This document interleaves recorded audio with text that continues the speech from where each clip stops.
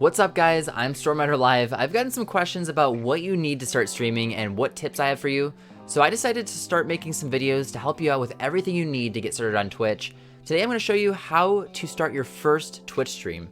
To get started, you're going to need broadcasting software, decent internet, a microphone, and I would also highly suggest using a camera. While a camera is not 100% necessary, when viewers can see you, it's going to help them connect with you. And I personally like watching streams that have a camera over streams that don't. I like seeing the streamer, that's my preference. I think a lot of people on Twitch have that same preference. It's always going to be nicer to see the streamer than to not. So first you need to download a broadcasting software like OBS Studio, Streamlabs OBS, otherwise known as Slabs. I currently use OBS with a Stream Elements extension called obs.live.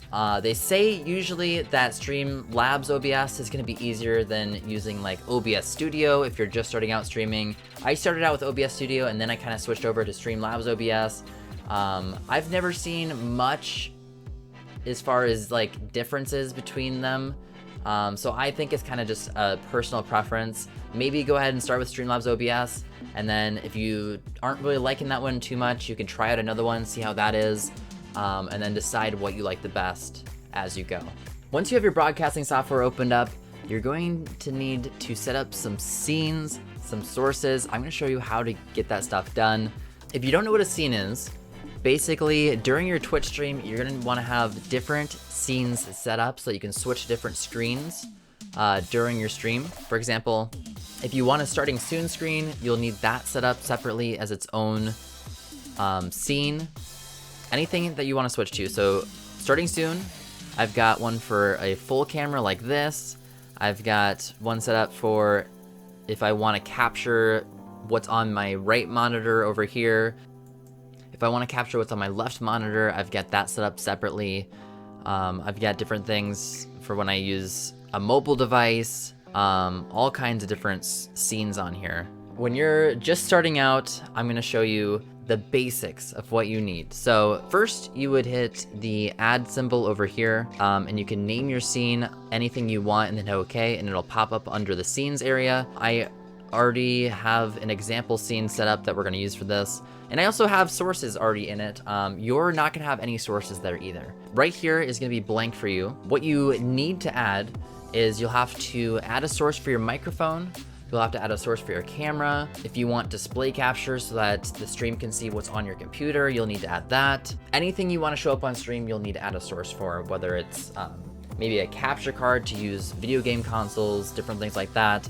I'm not going to get into everything, but the basics you need, obviously, you'll need to set up your microphone so that the stream can hear you. If I didn't have this source right here set up, you would not be able to hear me right now. So if you want to add a microphone source, it's really easy. You just go down here to add, and you would add an audio input capture. You can name it whatever you want, and then you hit OK. And then it has a drop down where you can select your microphone on there. I use the microphone. It's a Blue Yeti, so it's called Microphone Yeti Stereo Microphone.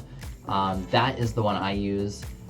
Your camera might have a microphone built in. It's probably not as good of quality as just getting like a separate microphone, but you could use the microphone in your camera. But like I said, I use the Blue Yeti microphone. That would be this one right here. So then I would click that and hit OK, and it would be added and good to go. I'm actually going to remove that one that I just added to make sure it's not echoing or anything like that.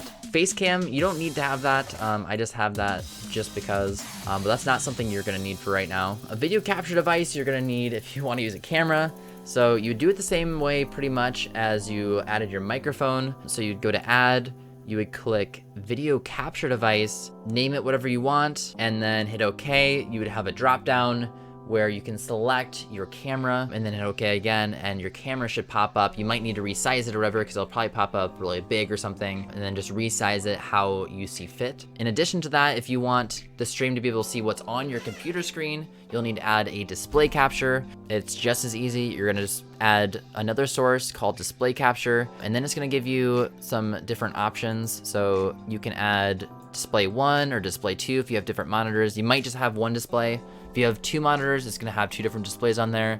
If you have 3 monitors on the same computer, it's gonna have 3 different displays. You choose whichever monitor you want to show. That's the one you'll select, and that's the one that's gonna show up on the stream. If sometimes you want to use, say, one monitor and sometimes you're gonna wanna use your other monitor, you'll need to add different scenes and put like left monitor, and then you can switch to that one, or right monitor, you can switch to that one. But yeah, so select which monitor you want to use and hit OK, and then it will be there. Obviously that looks pretty weird because I've already got it set up, so I don't need that one. I'm just gonna delete that again. The next thing you need to do is go to your settings. Here you'll see a screen where you've got general settings, stream settings, output. First, I would just go to output. I have mine set to simple. Video bitrate, you don't want that too high. It really depends on what your computer's capable of, your internet, all that kind of stuff. For me, I find a lower bitrate works out better, so I keep my bitrate set to just 2,500. That's pretty low. A lot of people probably use higher bitrates than that. 2,500 is what I find works for me.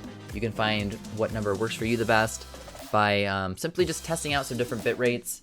I wouldn't start too high though. For an encoder, you can choose either the X264, which means you're encoding off of your CPU. It's gonna make your CPU work harder. If you choose like hardware, NV, and ENC, that means you're gonna be encoding with your GPU, so it's gonna make your GPU work harder. Whichever one you think is gonna work best for your PC is the encoder I would choose, whether that's your CPU or GPU. You can choose whichever one of those.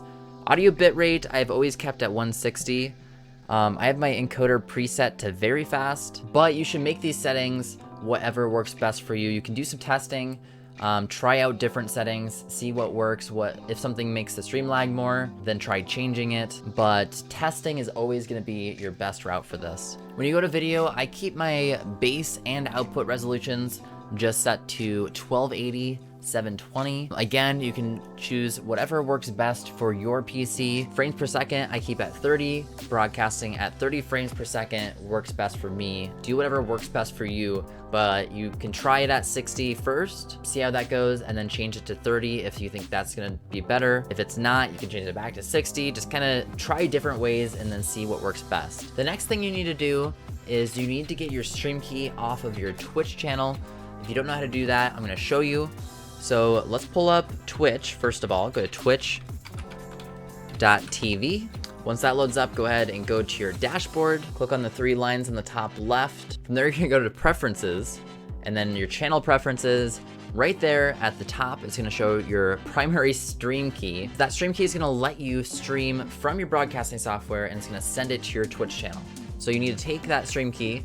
You can just click copy, and then go back to your OBS. Once you're back on your OBS, go into your settings again. This time you'll want to be on stream settings. Make sure you set your service to Twitch. You can set it to whatever you're streaming on, whether it's YouTube, Mixer, Twitch, but obviously I'm setting mine to Twitch.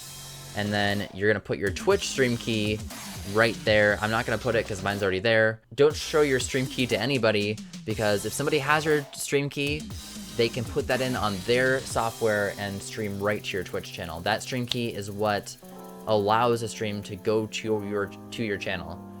If you gave me your stream key, I could stream on your channel. If I gave you my stream key, you can stream on my channel. Obviously, you want to keep that hidden. But add your stream key on to OBS. Make sure you apply that, hit OK, and you're good to go. You can start streaming. Thank you so much for watching. If you found this video helpful, make sure to leave a like on the video, subscribe to the channel for more. You can also leave a comment in the comments section down below. Let me know if it helped you out and if you'd like to see more videos like this one. I do stream on Twitch Mondays, Wednesdays, and Saturdays, starting at 3 o'clock Central Time, 4 o'clock Eastern.